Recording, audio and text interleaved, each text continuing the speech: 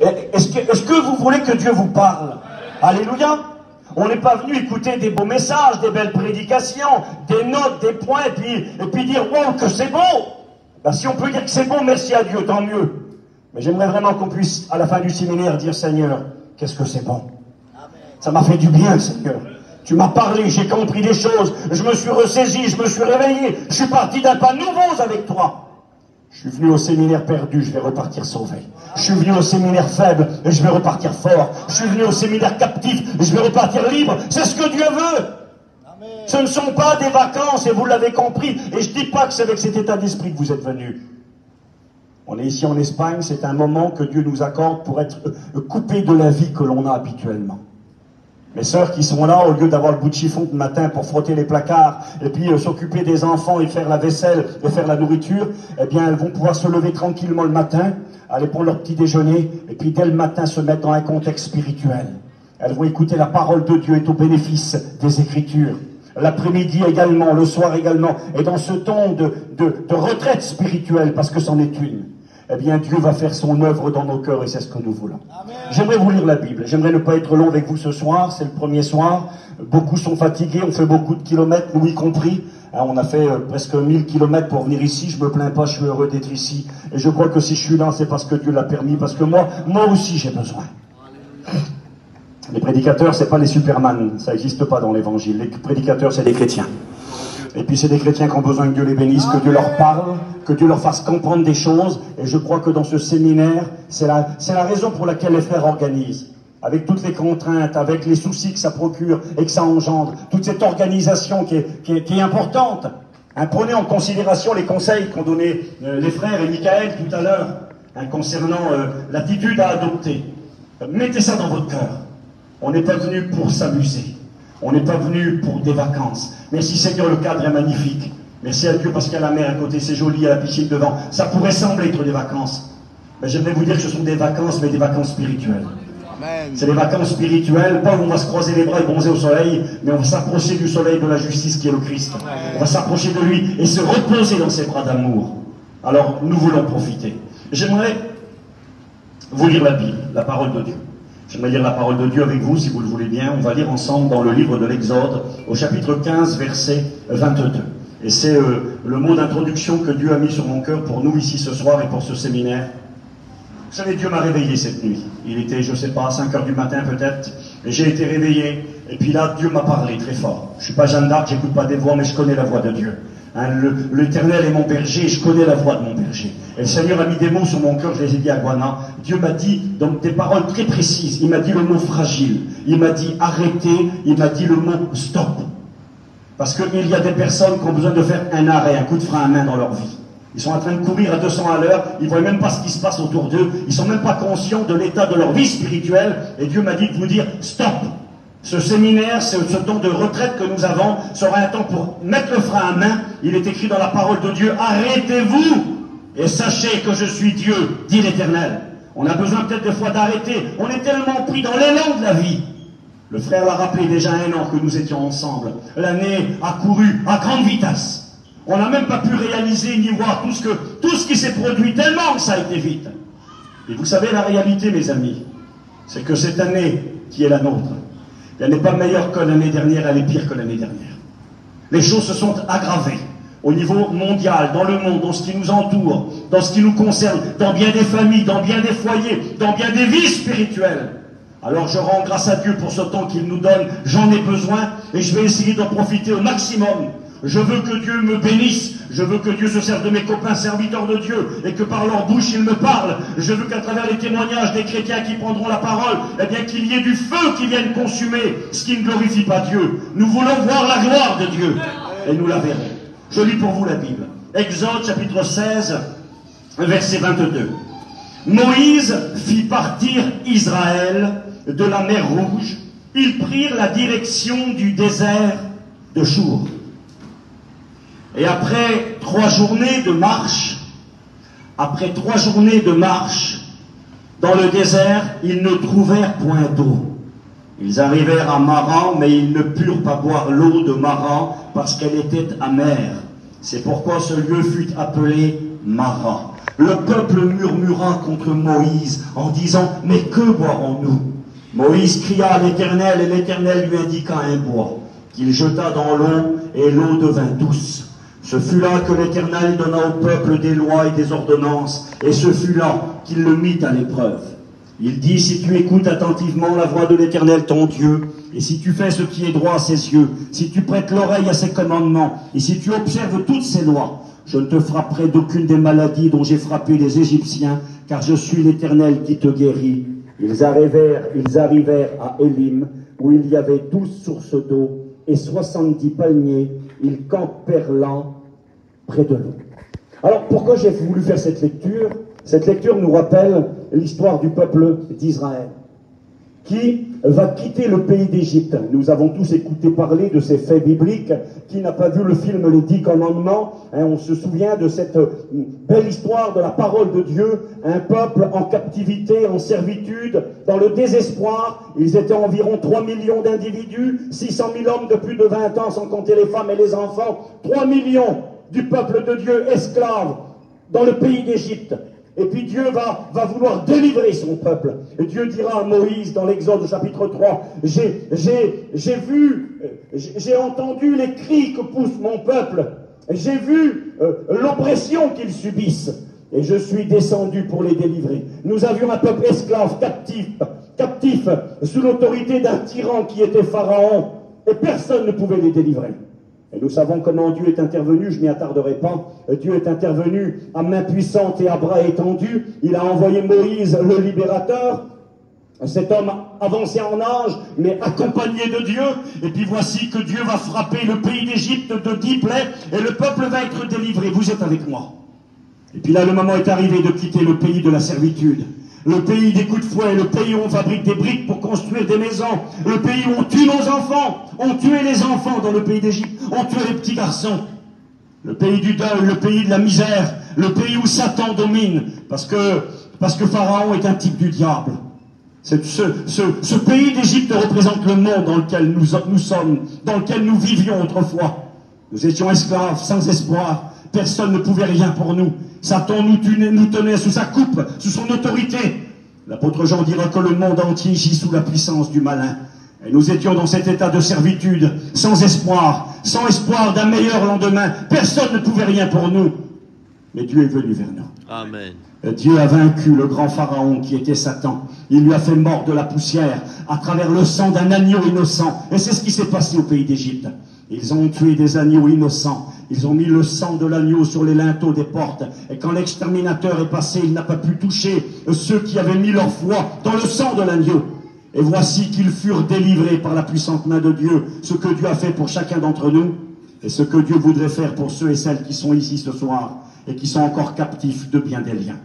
J'aimerais vous rappeler que Christ est venu pour que nous soyons libres. Jésus a dit cette parole, l'Esprit du Seigneur est sur moi parce que le Seigneur m'a choisi pour apporter une bonne nouvelle aux pauvres. Il m'a envoyé pour proclamer aux captifs la délivrance, guérir les cœurs brisés et renvoyer libres les prisonniers. Oui, Jésus est venu, il nous a libérés, il nous a affranchis, il nous a délivrés. Son sang précieux a coulé sur la croix de Golgotha. Ce sang nous a rachetés de notre vaine manière de vivre. Et nous sommes devenus des chrétiens.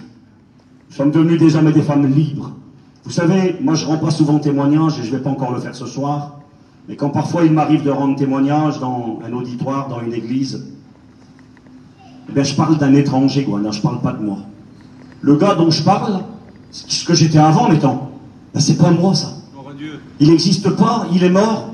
Il est mort quand j'ai rencontré Jésus. Il est resté en Égypte là-bas, il est resté dans le monde. Alors on pourrait parler de tout ce qu'on a pu faire, le mensonge, le vol, l'alcool, la drogue et tout ce que vous voulez pour beaucoup d'entre nous. Mais ça c'est fini. Celui que j'ai eu été par le passé, quand j'étais dans le monde esclave, malheureux, désespéré. Moi aussi j'ai crié vers le Christ. Comme le peuple d'Israël l'a fait, Dieu a dit, j'ai entendu leurs cris. J'ai vu leurs angoisses, leurs souffrances et je suis descendu pour les délivrer.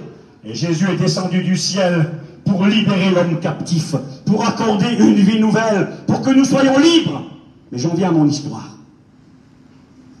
Nous sommes à un moment là particulier où enfin, la servitude est finie. La délivrance est acquise. Vous vous souvenez la dernière étape pour quitter le pays d'Égypte? Dieu va faire traverser à son peuple la mer Rouge. Ils vont arriver devant cette mer impétueuse, puissante, redoutable, et ils sont là bloqués. Et derrière eux, il y a les Égyptiens qui tentent la dernière attaque, l'attaque du désespoir. Ils sont déjà vaincus. Et puis là, devant les eaux, il y a un moment où le peuple d'Israël est pris en tenaille. D'un côté la mer et de l'autre côté le peuple égyptien, les soldats égyptiens qui veulent détruire le peuple de Dieu, le peuple d'Israël. Et puis là, dit la parole de Dieu, Dieu va intervenir une nouvelle fois.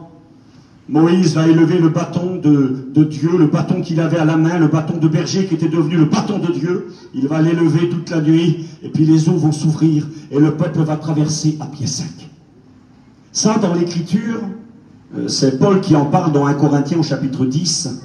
Quand il parlera de ce moment où le peuple d'Israël a traversé la mer Rouge, Paul va dire cette parole. Il va dire, ils ont tous été baptisés dans la nuée, tous été baptisés dans la mer.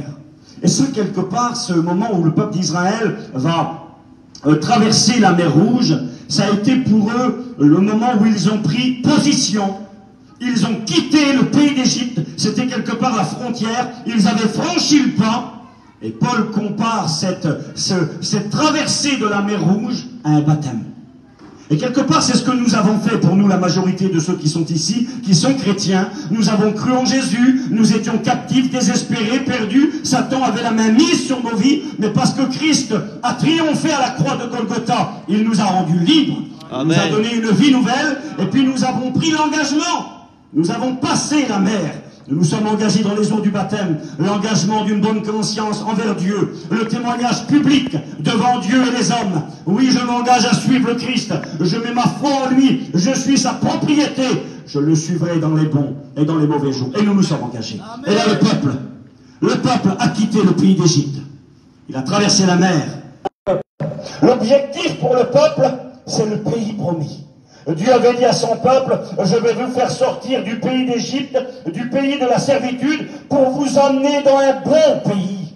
Un pays où coule le lait et le miel, un pays d'abondance, un pays où il y aura la paix pour vous. Un pays où vous aurez des cultures en abondance. Et quelque part, ce que Dieu promet au peuple d'Israël, c'est ce qu'il nous a promis à vous et à moi. Amen. Il n'est pas venu simplement pour nous délivrer de nos péchés. Il n'est pas venu simplement pour faire de nous de nouvelles créatures, des enfants de Dieu. Il est venu nous chercher pour nous amener dans un pays promis. Nous sommes en marche, vous et moi. Nous sommes en marche vers où? On est là en Espagne aujourd'hui, c'est qu'une étape dans nos vies. Dans quelques jours, nous allons tous rentrer dans nos régions respectives. Certains à Paris, d'autres dans le Nord, d'autres en Bretagne, peu importe vos régions. Mais ce n'est pas chez vous, ces régions-là. On est en marche. La Bible déclare que nous sommes errants, pèlerins et voyageurs sur la terre. Même si on est sédentaire, on est voyageurs quand même quand on est chrétien. Des fois on dit c'est chez moi là-bas. Non, c'est pas chez moi là-bas. C'est une étape, c'est une étape sur mon chemin. Mais ce n'est pas ma destination finale. Notre destination à vous et à moi, frères et sœurs, amis qui êtes là ce soir, c'est le ciel. Amen. Il y a un pays promis, il y a un ciel, il y a un paradis. Il y a une cité dans le ciel que Jésus est parti nous préparer. Et puis dans cette cité, il est écrit qu'il n'y aura plus de larmes, il n'y aura plus de cris, il n'y aura plus de deuil. Dans cette cité, il n'y a pas de cimetière. Dans cette cité, il n'y a pas de prison. Dans cette cité, il n'y a aucune conséquence du péché. Dans cette cité, il y a de la paix. Il y a de l'amour. Il y a de la joie. Il y a Jésus. Il n'y a même pas besoin de lumière ni de soleil, parce que c'est Jésus qui éclaire tous les hommes dans cette cité. Quelle belle cité! Nous y croyons. Nous sommes en marche. Depuis le jour où je me suis converti, et puis nos anciens qui sont là depuis plus longtemps, ils ont des souvenirs ensemble d'il y a 40 ans en arrière. Ils se sont engagés eux aussi, mais ils sont en marche. Ils sont en marche pour cette destination céleste. Amen. Vous êtes avec moi. Alors le peuple est en marche. Moïse fit partir Israël de la mer Rouge, il prit la direction du désert. Et puis ça, c'est pas trop logique. Ils n'ont pas quitté l'Égypte, ils n'ont pas quitté le pays de la servitude pour aller dans un désert. Ils ont quitté le pays de la servitude pour le pays promis. Pour la terre promise, pour Canaan, le pays de l'abondance, le pays où coule le lait et le miel. C'est pour ça qu'ils sont partis. Eh bien, entre le moment où ils quittent l'Égypte et le moment où ils arriveront à Canaan, c'est inévitable. Vous êtes avec moi? C'est inévitable. C'est marqué, ils quittent la mer Rouge en direction du désert de Chour. Et là, ils arrivent dans un désert. C'est terrible, hein? Ils vont marcher 3 jours. Et au bout de 3 jours, ils n'ont pas trouvé d'eau. Et puis ils vont arriver dans un endroit, dit la Bible, et puis voici que là, il y a une petite étendue d'eau. Ils sont contents. C'est un désert. Ils sont en direction de la terre promise. Et puis là, il n'y a rien. Il n'y a pas de nourriture, il n'y a rien à manger, rien à boire. Et puis ça commence à être compliqué au bout de 3 jours. Il y a des murmures dans les cœurs. Et puis là, ils arrivent à un endroit qui s'appelle Mara. Ils voient une étendue d'eau, ils sont très heureux, très contents. Ils pensent qu'ils vont pouvoir se désaltérer. Ils plongent certainement les 2 mains dans l'eau, la tête la première. Et au bout de 3 jours de soleil brûlant, ils mettent l'eau à la bouche. Excusez-moi, ils sont obligés de la recracher. Parce que l'eau n'est pas potable, elle est amère. Et là, il est écrit dans la parole de Dieu que le peuple a commencé à murmurer. C'est écrit, le peuple murmura contre Moïse en disant, mais que boirons-nous? Mais qu'est-ce qui se passe là? On a quitté le pays promis, le pays de la servitude, on nous a promis un pays de gloire, de bénédiction, d'abondance, et puis nous voilà dans un désert. Et ça, mes amis, vous savez ce que c'est? Ce désert-là, ben ça c'est la vie chrétienne sur la terre. En attendant d'atteindre le ciel, en attendant d'arriver là-haut, Jésus ne nous a jamais dit que le chemin serait une vallée avec des fleurs, avec une belle prairie, des cours d'eau, des petits poissons, des oiseaux qui volent et des papillons. Jésus n'a jamais dit cela. Jésus a dit dans sa parole, dans l'évangile de Jean, chapitre 16, verset 33, il a dit, vous aurez des tribulations dans le monde, mais prenez courage, j'ai vaincu le monde. Puis vous savez, lorsqu'on donne sa vie à Jésus, on n'a pas besoin d'attendre 50 ans pour comprendre que la vie chrétienne, eh bien, c'est pas une vie à l'eau de rose. C'est pas une vie où on rigole tous les jours. Certains vont dire, Steve, on n'est pas venu écouter ça au séminaire. Écoutez ce que j'ai à vous dire ce soir. Parce que c'est la réalité pour vous comme pour moi. Ici-bas sur la terre, oui, il y a des joies. Il y a des jours de rire. Il y a des jours de bonheur, ça existe. C'est marqué dans l'Écriture et l'Ecclésiaste le dira. Au jour du bonheur, réjouis-toi. Ça existe. Il y a parfois des jours de bonheur. La naissance d'un enfant, un mariage heureux, je ne sais pas, une bonne affaire, une acquisition, tu achètes quelque chose, tu es content. Un repas avec des amis dans la simplicité, c'est le jour du bonheur, ça. Un petit repas avec ceux que tu aimes, un petit temps de communion. Ben oui, il y a des jours de bonheur. Et puis au-delà des choses de la terre, il y a les choses de Dieu aussi, même sur la terre.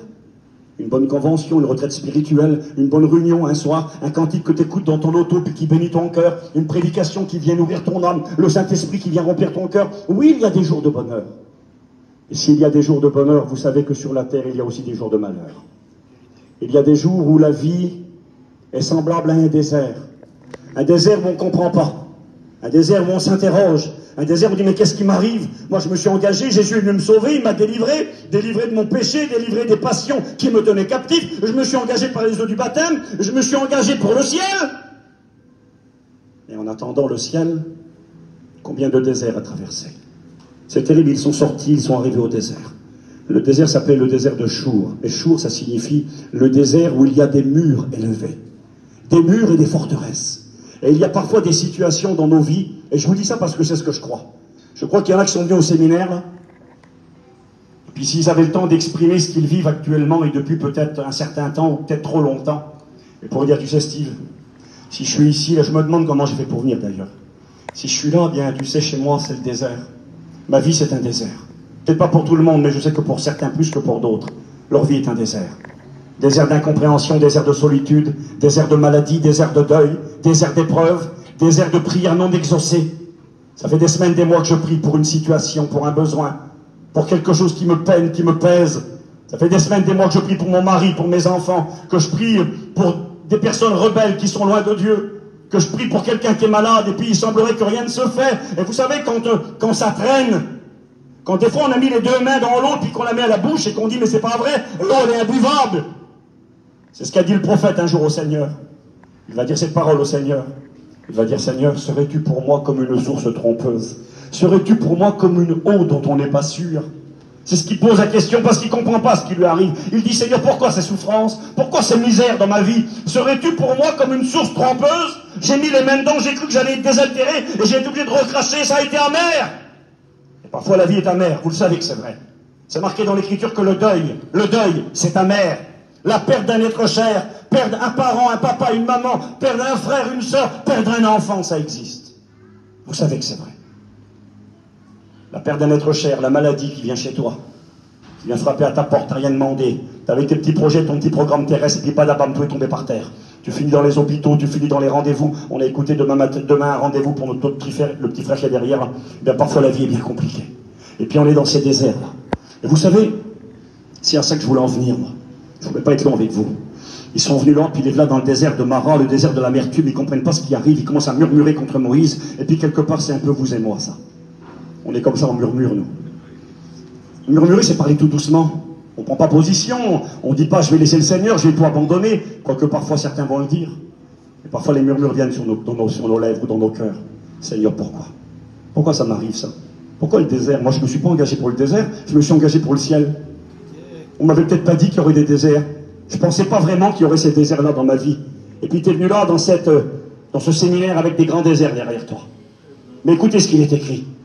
Il est écrit qu'ils vont arriver à Élim, où il y avait là 12 sources d'eau, de l'eau potable, plein d'eau pour tout le monde, une pour chaque tribu, 12 sources d'eau, et qu'il y avait là 70 palmiers, ils campèrent là près de l'eau. Vous savez ce que c'était cet endroit? Élim, c'était un oasis.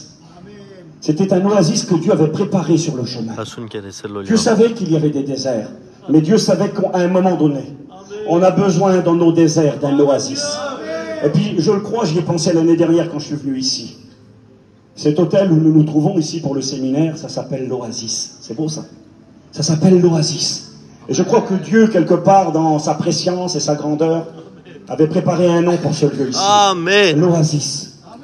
Vous venez avec vos déserts, avec vos peines, vos souffrances. Alors je ne vais pas tricher. Regardez, si on continue la lecture, c'est marqué qu'ils sont là, ils sont contents, il y a de l'eau, il y a des beaux palmiers. J'ai marqué quelques notes, je vais vous les dire dans une seconde. Et puis c'est marqué qu'ils vont rester là un certain temps, et eux, ils auraient aimé rester là. Ils auraient aimé rester à l'oasis, l'ombre des palmiers. J'ai fait des recherches, j'ai regardé vite fait tout à l'heure, là. J'ai regardé un palmier, ça peut mesurer jusqu'à presque 40 mètres de haut. Ça a des palmes qui peuvent atteindre 25 mètres de long et 5 mètres de large. Vous ne vous rendez pas compte? Un palmier qui est déployé, il peut le faire de l'ombre sur 50 mètres de circonférence. Il y en a 70 des palmiers. Ça voulait dire de l'ombre pour tout le monde. Le soleil qui brûle, quel plaisir en dessous l'arbre, là. La fraîcheur, la petite brise, l'ombre qui vient. T'as soif, il y a plein d'eau, il y en a 12 sources, va te désaltérer. Puis j'ai regardé un palmier. Non seulement ça procure de l'ombre, mais ça donne des fruits, un palmier. Ça donne des noix de coco, ça donne des dattes, ça donne même des abricots. Les abricotiers, c'est des espèces de palmiers. Et puis là, ils sont là dans cet endroit, dans cet oasis. Ils ont qu'à tendre la main. Il y a des fruits. On peut se nourrir. Je pensais à ça, moi, un palmier, c'est tellement bon que ça peut même donner son cœur. On peut manger le cœur du palmier. Et puis ils sont là dans ce contexte. C'est un oasis. Ils ont quitté le pays d'Égypte, fini la servitude. Ils ont murmuré, ils sont passés à Mara, les moments difficiles de la vie. Et puis là, ils arrivent à Élim, l'oasis. Et ils sont contents. Et puis c'est bon. Mais à un moment donné, Dieu dit, il faut quitter l'oasis. L'oasis n'était qu'une étape. Maintenant, on va repartir. Où est-ce qu'on repart? Direction le désert. Encore? Oui. C'est plus le même cette fois-ci. C'est plus les murs et la forteresse. La forteresse, c'est ces moments où dans notre vie, on est comme enfermé dans une prison. Et on se dit, Seigneur, je ne m'en sortirai plus jamais.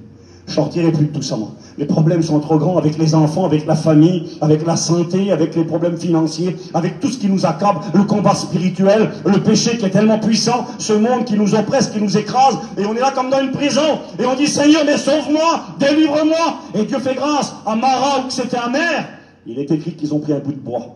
Je ne sais pas ce que c'était ce bois-là, moi. Je sais qu'ils l'ont jeté dans l'eau, et que par la puissance de Dieu, l'eau qui était imbuvable est devenue potable à Mara. Et quelque part, spirituellement, nous savons que ce bois, au même titre que tous les moments où dans la Bible, du bois a été utilisé pour apporter une bénédiction, que ce soit l'arche de Noé, que ce soit tous les moments où du bois a été utilisé, ici également, eh bien le bois représente tout le temps la croix de Golgotha. Et quelque part, dans les moments amers de la vie, quand on pense à Golgotha, quand on pense à la croix, quand on pense à ce que Christ a accompli par amour pour nous, au jugement qu'il a subi avec injustice, eh bien, il est là pour nous consoler, mettre du baume dans nos cœurs. Vous savez, le premier désert, le désert de Chour, le désert de la forteresse, le désert où les murs sont élevés et où on ne voit plus rien autour de nous. Il s'appelait également le désert d'Étam. Il avait deux noms, Chour et Étam. Chour, ça voulait dire les forteresses, les murailles, où on est enfermé, on ne voit plus d'issue. Mais Étam, ça veut dire, il est avec nous. C'est beau, ça. Eh bien, dans le désert où il y a les forteresses, dans le désert où il y a des murs, on ne voit plus rien, où ça brûle, où on a soif, où il y a de l'amertume à Mara, Eh bien, le bois de la croix est là. Le Christ qui est mort sur ce bois est là présent. Il est avec nous. Et parce qu'il est avec nous, écoutez bien ce que je vais vous dire. C'est parce qu'il a été avec toi que tu es là ce soir. Tu ne serais pas là autrement. Tu ne serais pas venu en Espagne pour un séminaire manger ton argent. Tu serais peut-être dans les îles, en train de te faire bronzer, ou partir à Mumbai, là-bas, je ne sais pas, dans les autres pays pour te divertir. Et tu as choisi de venir ici dans une retraite spirituelle parce qu'il a été avec toi. Même quand tu ne le réalisais pas. Même quand tu croyais que c'était fini. Même quand tu croyais que tu ne sortirais plus de la forteresse, il était avec toi. Et c'est la raison pour laquelle tu es là ce soir. Oh, tu n'es peut-être pas en bon état. Tu n'es peut-être pas au top de ta forme. Mais si tu es là ce soir, c'est parce qu'il a été à tes côtés. C'est parce qu'il a été à mes côtés. Et puis c'est bien Elim. Elim, l'oasis, c'est ce qu'on va vivre ensemble cette semaine-là. On va vivre l'oasis. On va aller à l'ombre. Le soleil qui nous brûle, nos épreuves, nos difficultés, nos peines, ce qui nous fait mal, on va se mettre à l'ombre. Il va y avoir l'ombre de l'Esprit de Dieu, l'ombre de la parole. Il y aura les sources d'eau. J'imagine, moi, 12 sources d'eau, je ne sais pas combien on est de prédicateurs ici. Et chaque prédicateur, je le crois, sera une source pour vous. Dieu va se servir de moi, il va se servir de Gohan, il va se servir d'Abraham et de tous mes copains qui sont là. Je le crois. Pas parce qu'on le mérite, nous. Pas parce qu'on est des superman, non, pas du tout. Mais parce que vous avez soif et que vous avez besoin. Alors moi, je le crois, dans ces jours qui viennent, il va falloir prendre tout ce qu'il y aura à prendre. Vous savez pourquoi? Parce que quand on va quitter l'oasis ici, parce que c'est ce qui va se passer dans l'histoire de l'Écriture, ils vont repartir dans un autre désert. L'autre désert qui suit derrière, et je ne veux pas être long, je vous l'ai dit, il s'appelle le désert de Sin. J'ai regardé tout à l'heure ce que signifiait son nom. Le désert de Sin, un affreux désert. Quand le peuple parle de ce désert, dans Deutéronome 8, verset 15, il est appelé le grand et affreux désert, où il y a des serpents brûlants et des scorpions, des lieux arides et sans eau. Le lieu du combat, de l'opposition, des souffrances qui arrachent des murmures, l'endroit où parfois même on demande la mort. C'est terrible parce que le peuple d'Israël, qui avait quitté le pays d'Égypte, qui était libre enfin, mais dans ce désert d'épreuves, dans ce désert de combat, eh bien à un moment donné va même demander la mort. C'est terrible ça. Et parfois il y a des chrétiens et des chrétiennes, je sais que c'est vrai. Les chrétiens qui ne veulent plus combattre et qui disent Seigneur, prends ma vie. Je serais mieux mort, vous voulez mieux que je parte, moi je ne peux plus combattre, c'est trop dur, c'est trop grand. Ben, tu ne vas pas mourir dans le désert, tu vas venir à l'oasis et tu y es ce soir. Puis Dieu va le faire, moi je crois que c'est le but de ce séminaire. Et Dieu va faire que on va repartir tous ensemble. On va repartir renouvelés. On va boire plein d'eau. On va se désaltérer. On va se mettre à l'ombre, on va manger des bons fruits. Seigneur, tu vas nous bénir, tu vas nous nourrir. Et puis bien, c'est comme ça.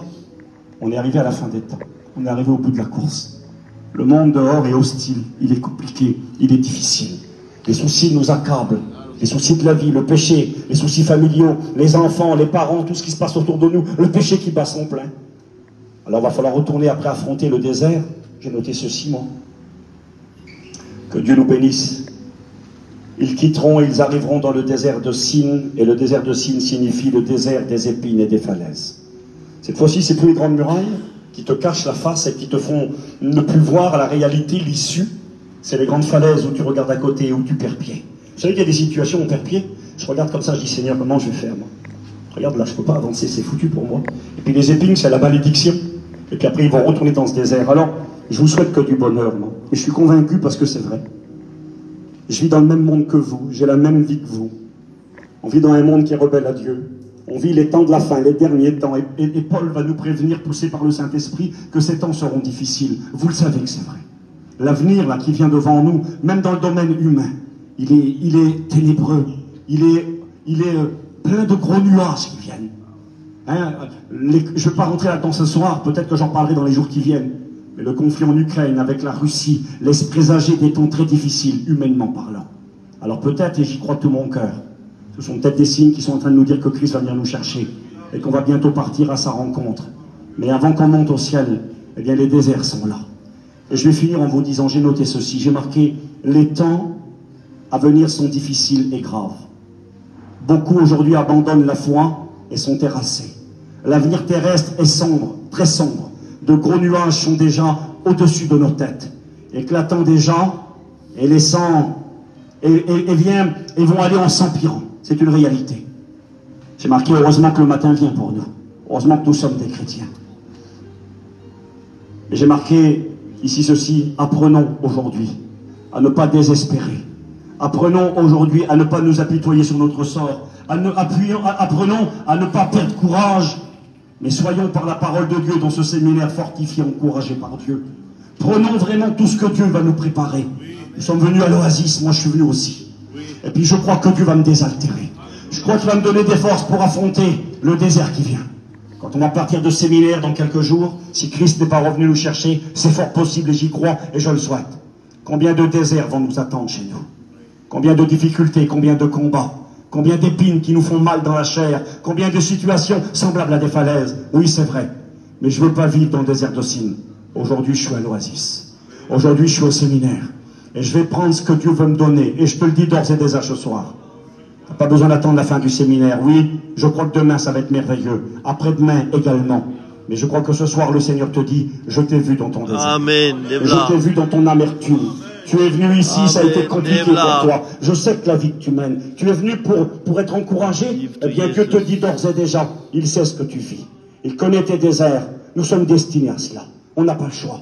Il est écrit que c'est par beaucoup de tribulations qu'il faudra rentrer dans le royaume de Dieu. Jésus ne nous a pas trompés, il a dit que nous aurons des tribulations, et nous en avons. Mais il a permis ces oasis. Nos conventions, nos retraites spirituelles, nos séminaires sont des oasis où nous pouvons prendre des forces. Et je crois qu'aujourd'hui, comme toujours, il sera au rendez-vous. Amen. Alors j'en ai assez dit. C'est le premier soir, on va être sérieux. On aura des bonnes réunions. On aura à boire. On aura des bons fruits. On aura de l'ombre. Et puis Dieu déjà ce soir te dit, il sait comment t'es venu. T'es venu d'un grand désert. Eh bien laisse-moi te dire que tu as fait le bon choix. Ici à l'Oasis, il va te désaltérer. Il te connaît, il sait ce que tu vis. Et par le Saint-Esprit ce soir déjà, il veut bénir ton cœur et te donner cette paix de Dieu. J'aimerais qu'avec Guana on puisse prier le Seigneur un instant. Tu viens Guana s'il te plaît, je te laisse la place. On prie ensemble s'il vous plaît. Amen. Devla. Je voudrais qu'on prie le Seigneur. Mujintuma amène à prier le Seigneur avec nous.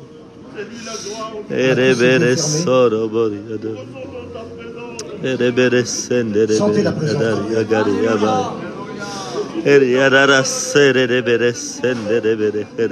Dieu nous a vus. Alléluia. Je voudrais qu'on prie le Seigneur ensemble. On lève les mains au ciel ensemble. Alléluia. Comme un accord, comme un seul homme. Merci, mon Dieu. Je voudrais que tout le monde lève les mains. Sois glorifié, Debla, sois béni. Je veux m'approcher de cette oasis. Merci pour ta parole. Comme toi et comme moi, je crois. Merci pour ton onction, pour ton autorité. Misère, comme il a dit le frère, si merci bien parce que tu es bon et tu es compatissant. On prie ensemble, je voudrais que vous priez tu es rempli de bonté. Seigneur, je touche les cœurs au salut. Appelle les âmes à toi, bénis les rétrogrades. Ta parole, c'est l'épée à deux tranchants. Encourage le ministère, tu connais les besoins. Âme, esprit. Au nom de et ce soir, Seigneur, au travers de ton messager, tu as parlé à nos cœurs. Amen. Non seulement parler, mais il y a des frissons de notre cœur. Oui, il y a des personnes comme ça. C'est vrai, lorsque tu ne parles pas pour rien dire.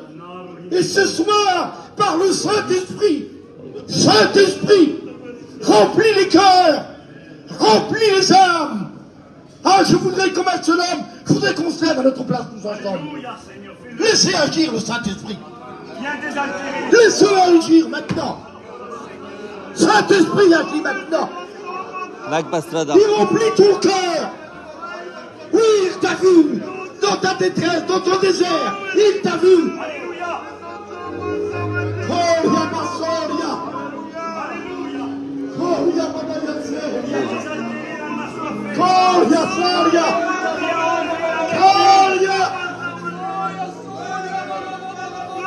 Jésus maintenant.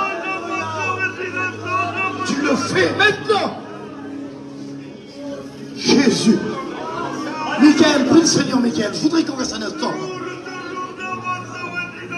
Alléluia.